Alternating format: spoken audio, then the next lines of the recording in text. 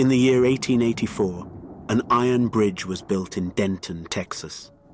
This bridge, known as the Old Alton Bridge, was intended to connect the small, almost forgotten town of Alton with Denton.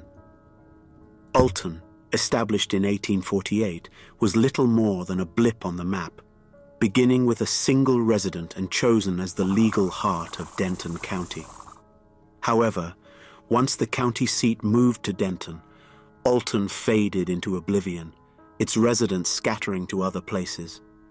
The Old Alton Bridge, now silent and unused for vehicles, carries with it a legacy shrouded in eerie tales and dark legends. It is said to be haunted by a sinister entity known as the Goat-man, a demonic creature that is half goat and half man, with glowing hollow eyes and menacing horns. Stories about the Goat-man's origin vary. One popular tale speaks of Satanists performing dark rituals on the bridge, opening a portal for the demon. Indeed, there are records of strange ritualistic activities on the bridge and in the surrounding forest. Another legend tells of a successful African-American goat farmer hanged by Klansmen, whose spirit returned as the Goat-man. Although compelling, this story lacks historical evidence, as no record of such a farmer exists. Demons, after all, are beings beyond the natural world, and not spirits of the dead. Those who visit the bridge often report unsettling experiences. A deep, growling voice has been heard, commanding intruders to get off the bridge. One man recounted how he and his friend heard this voice. He ran, but his friend stayed behind.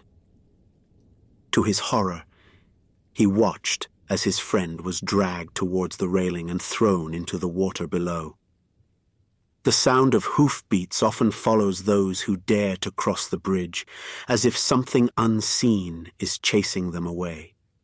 Legend has it that knocking 3 times on the bridge will summon the Goat-man.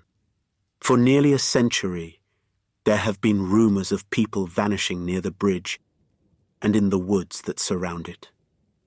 In addition to the Goat-man, some have seen the ghostly figure of a woman or heard her eerie laughter. Visitors often report feelings of intense anger and violence when walking through these woods.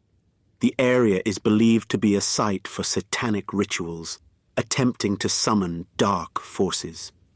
One paranormal investigator claimed to have found animal remains, suggesting sacrificial rites.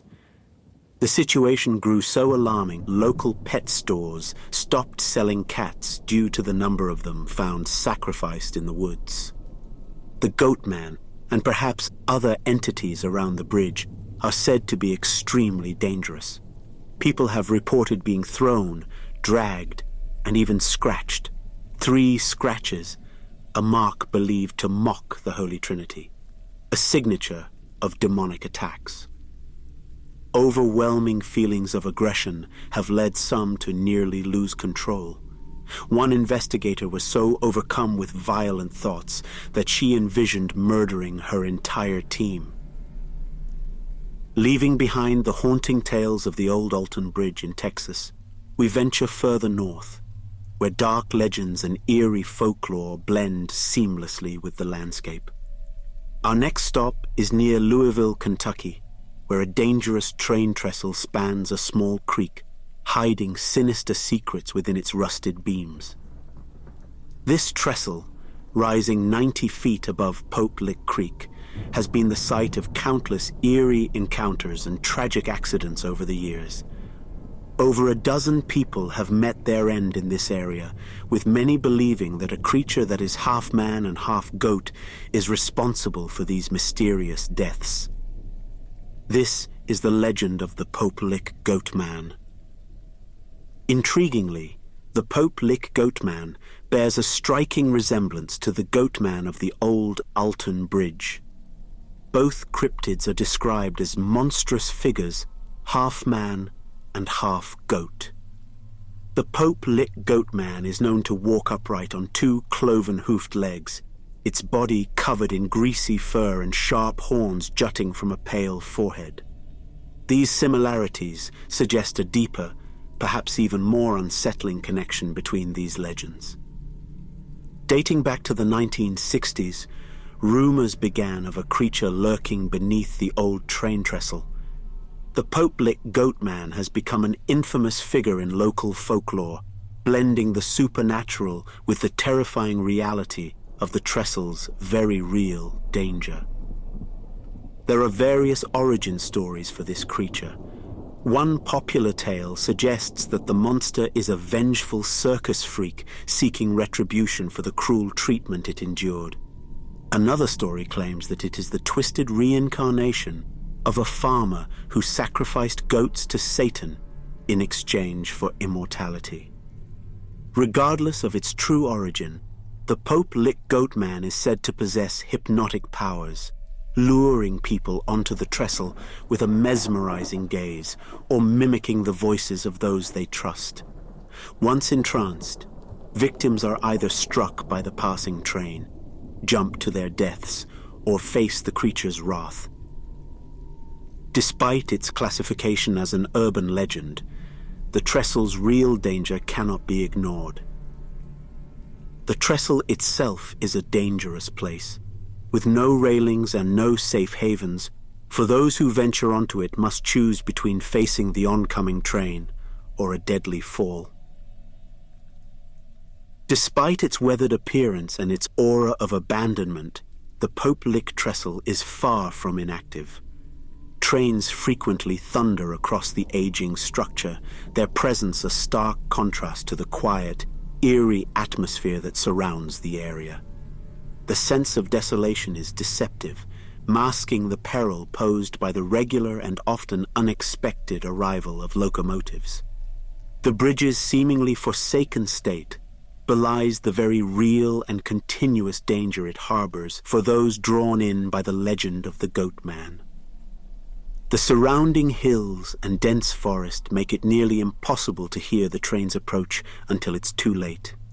And the wooden crossbeams are spaced too far apart for running, and few have the strength to hang from the side, while the train violently rumbles above them. With a high kill count attributed to this cryptid, the blend of real danger and supernatural terror makes this a place where myth and mortality collide. We will now look into the tragic tale of one of its victims. Raquel Bain, a high school student in Dayton, Ohio, was known for her daring nature. Her adrenaline-fueled pastime of car surfing, clinging to the roof of a moving vehicle, earned her a reputation as a thrill seeker. Raquel also had a penchant for exploring haunted locations to give herself a good scare. After high school, she channeled her energy into a career, earning a degree in surgical technology and working full-time as a surgical assistant by 2009. Around this time, she welcomed her first child, a son. Though her responsibilities grew, the thrill seeker within her never faded, though opportunities to indulge in it were rare. In April 2016, Raquel, then 26, saw a chance to rekindle her adventurous spirit. She proposed a road trip to Louisville, Kentucky to her new boyfriend of just 1 month, 41-year-old David Nee. Their destination, the notoriously eerie Waverly Hills Sanatorium. This former tuberculosis hospital, notorious for the suffering of its patients, closed in 1961 and became a hotspot for ghost hunters. The Waverly Hills Historical Society now offers night tours, feeding into its chilling reputation. David, despite his reluctance, agreed to accompany Raquel. On the afternoon of April 23rd, they embarked on their journey, arriving in Louisville 3 hours later. With some time to kill before their 10 p.m. tour, Raquel suggested they visit the Pope-lick Trestle, a dilapidated old bridge infamous for its legend of the Pope-lick Goat-man, a half-goat, half-man creature said to lure trespassers to their doom.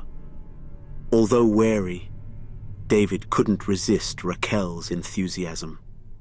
They drove to the trestle, parked by the roadside, and hiked up a dirt path leading to the bridge. Ignoring the prominent "No Trespassing" signs, they squeezed through a gap in the fence and continued to the bridge. This narrow, almost 800-foot-long structure, standing 90 feet above the ground, connected two hills and loomed ominously before them. Raquel, undaunted, stepped onto the bridge, urging David to follow. About halfway across, the bridge began to shake. Turning around, they saw two bright lights moving towards them, an oncoming train. Realizing they couldn't outrun it, David yelled for Raquel to hang off the side of the bridge, where the wooden slats extended just enough to potentially save them. David somehow managed to hang on as the train violently thundered past above, but Raquel was struck and thrown off the bridge to her death before she could get into position. David survived, but was later charged with trespassing and fined $2,300. The railroad company was not held responsible, as they had adequately warned trespassers. Raquel's tragic fate is one of many at the Pope Lick Trestle, where countless thrill-seekers have met similar ends, drawn in by the haunting legend of the Pope Lick Goat-man. Despite the dangers and warnings, the allure of the bridge persists. In the end, Raquel's story is a stark reminder of the fine line between curiosity and peril. And some legends, no matter how enticing, are better left alone. The trestle stands as a grim reminder of the dangers of chasing legends. The mystery of the Goat-man endures, a chilling presence over the darkened bridge, forever calling to those who dare to seek him.